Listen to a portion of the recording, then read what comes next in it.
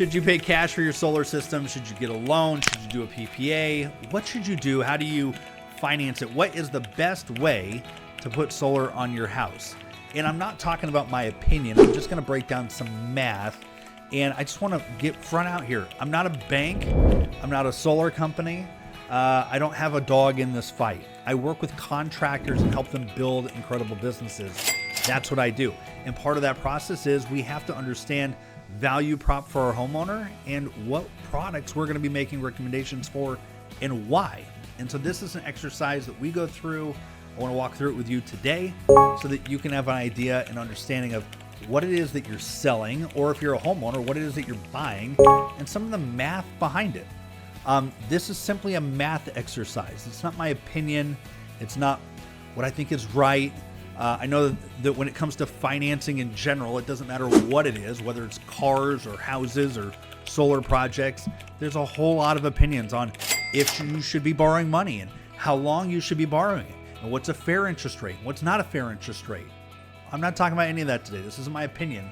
We're just going to go through and break down the math for you. So with that said, let me dive right on into it. I'm going to be comparing a purchase, like cash purchase, and a loan. And so let me start there with you. And we'll be comparing against a PPA with an escalator or without an escalator. And I do want to just apologize right up front. This is going to be math heavy. Again, it's a math exercise. So I'll try and have you track along as best I can, but just know there's going to be some numbers involved here. Okay? All right. We're going to be talking about a $50,000 system. And for the example of our loan, that's going to be financed at a 20-year term with an 8.99 rate. Okay? Now, look, maybe that was a little bit high, 5 years ago. If you had asked me if taking a 20-year loan out at 8.99 would be a good deal, no. But that is what it is today. It is that expensive to finance a home improvement project like this. It is what it is, okay? So if you do that, $450 a month would be your monthly payment. That comes out to $5,400 a year. You do that for 20 years, you're going to put $108,000 in towards that system in payments. That is the sum of all payments, is $108,000 on a $50,000 loan. Now, if I was to take that same system and take a PPA at it, here's how that would look. Let me start with this one right here. This is with an escalator at 3.59%. And look, 3.59%, there's a lot of different PPA escalators that exist. And if you don't know what that is, it means basically the rate that you pay every year is going to go up a little bit. 3.59% is probably the top tier that I've seen for an escalator going up. And they go all the way down to 0. I'm going to compare 3.59, which is the top end, to 0, which is the bottom end. If you want something in the middle, awesome. I'll put a link down to the spreadsheet down below. Fill in your numbers. You can do it. But overall, it's not going to matter a whole much. They're going to blend somewhere between the two things I'm breaking through with you today. Okay? If I had a 3.59% escalator, my payment would be $210 per month on that same $50,000 system. Which means that the sum of my payments for that year would have been $2,500. And like I said, over time, the payment's going to go up 3.59%. So we just look down the road, and like in year 20, for example, $410 is what our payment's going to become, all the way from $210 to $410, which means that our yearly monthly payment's $4,900, and the total we paid in is $71,000. The sum of all the payments by the end at year 25 is $99,000. Now, without an escalator means that my payment's flat every year, okay? But it starts off higher. You can see here we start off at $305 per month instead of $210, but our payment doesn't go up at all. And so 20 years from now, it's still $305, which is way better than the $410 it was with an escalator. And my total payment is going to be lower over here at $91,000. Now, again, I don't have a dog in this fight. If you like escalators, you don't like escalators, great. Just pick which one you think is right for you and whichever one you feel good about representing. Whichever one's right for your homeowner is the right answer, okay? Let me show you the math here and how most people get this wrong. And I just want to maybe challenge the way that you think about payment escalators when it comes to PPAs. What most people do is they'll look at the payment and say, you know what? Right here in year 12, the payment's $309. Whereas over here it'd be $305. So if you are going to be in your home less than 12 years, it would make sense to take the lower payment. If you're going to be in your house longer than 12 years, it makes sense to go with a fixed payment. But there's a big caveat here. Big caveat, I just want to make sure you understand. They have paid less for 12 years leading up to that payment being a break even, which means that in year 12, we've paid $37,000, call it, total of payments, whereas here we paid $43,000. In fact, the payments actually don't match up until way down the road. You can see right here, it's usually year 21 is where the payments themselves, the sum of all payments, will be higher with the escalator than without. Like even in year 20, when our payment was $410 a month, the sum of all of our payments still was only $72,000, let's call it, and it was $73,000 over here. Maybe it's close enough to where you call that a wash. That's okay. I'm just showing you the math, okay? So it's still 20 years, 21 years is where that actual payment mark is a break even, okay? So just purely from a payment standpoint, $91,000 is the sum of all payments here, $99,000 is the sum of all payments here, and $108,000 is the sum of all payments here. Would you rather pay $108, $99, or $91? Again, not opinion, just simple math. Which one is lower? Okay? It may be worth it for you to spend a little bit more to own the system. That's okay. If you're purely trying to get the lowest payment, that would be the lowest total sum in. All right? Now, one of the questions I get somewhat often is what happens if I just pay cash? All right? So I don't like 108 or 99 or 91. I like 50 grand. 50 grand was what it was day one. I'll just pay 50 grand and that'll be it. But what you don't realize is that there's actual opportunity cost to putting $50,000 in day one. In other words, that 50 grand could have gone somewhere else and we could have used that $50,000 to make some interest.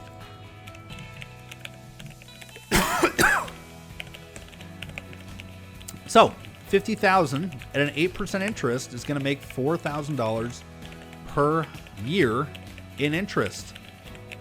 By the way, even if you just did that, $4,000 in interest would cover your $3,600 PPA payment over here. It certainly would cover the $2,500 PPA payment over here. Okay, you don't need to put 50 grand down to, avoid some of this stuff. Okay, it would not have covered your payments on the purchase on the loan. That would have been $5,400 for the year. Okay, so if I put 50 grand in at 8%, I'd make $4,000. If I put the $4,000 back on my 50 grand, I'd have $54,000. Now I got $54,000 making 8%, which is $4,300. If I put the $4,320 back on my 54, I'd have $58,320. You can see how it compounds over time. And if you look all the way down here, I'd have $317,000 sitting in my account 25 years from now if I made an 8% return on my 50 grand a year by year by year. Why is 8% the number? Because that's the S&P 500's average over the last 50 years. Now, maybe it doesn't do that in the next 50 years. Maybe it does 20%. Maybe it does 2%. I don't know.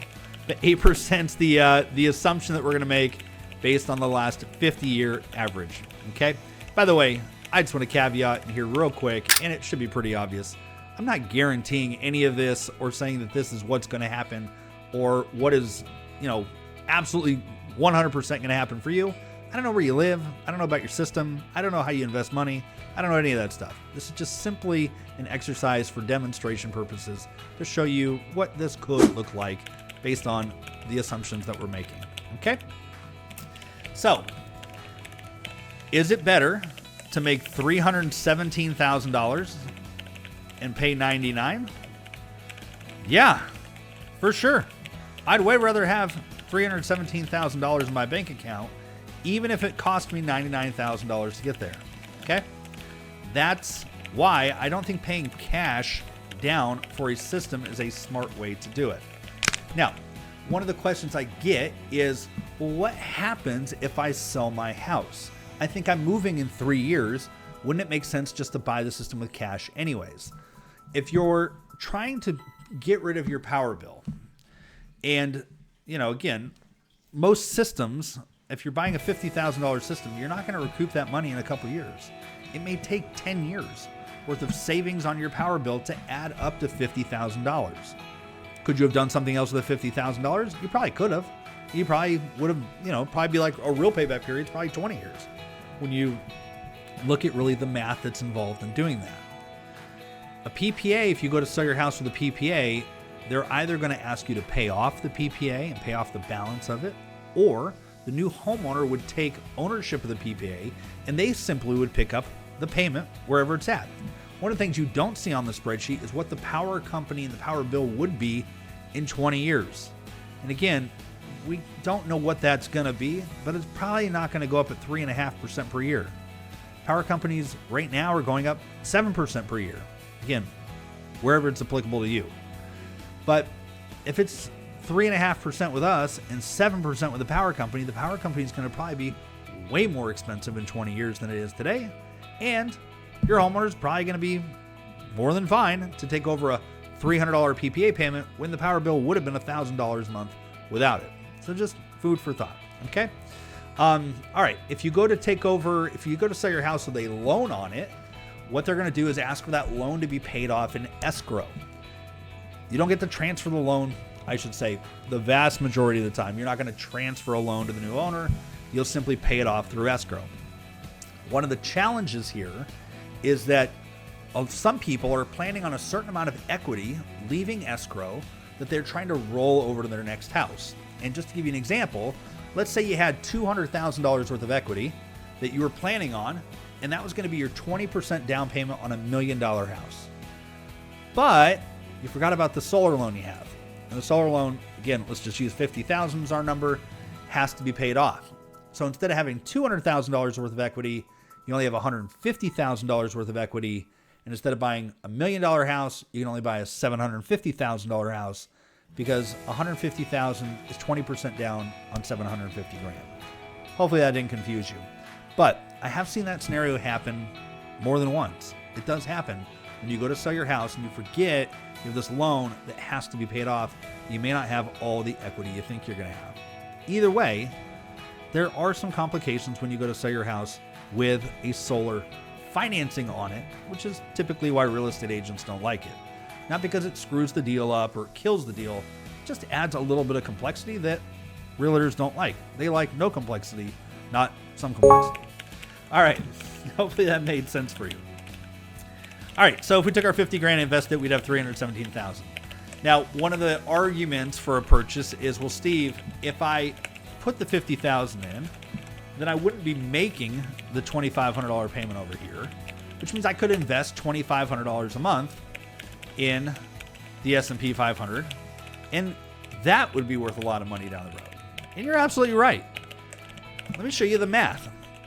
If I had a $2,500 investment that I was making into the S&P 500 instead of paying my PPA payment at an 8% rate, I'd make $200 on it. The next year, my payment would go to $2,600. And so I'd have $2,600, leave it $208. Okay, that'd be my interest for that year. Now, same kind of deal. We compound it over time. So my payment year one was $2,500 plus the $200 in interest means I'd have $2,700 at the end of year one. If I took the $2,700 on top of the $2,600 plus the interest the $2,600 would make plus the interest on the $2,700, I'd be at $5,700. The math is complex. You can probably see up here in my formula bar, it's moving, okay?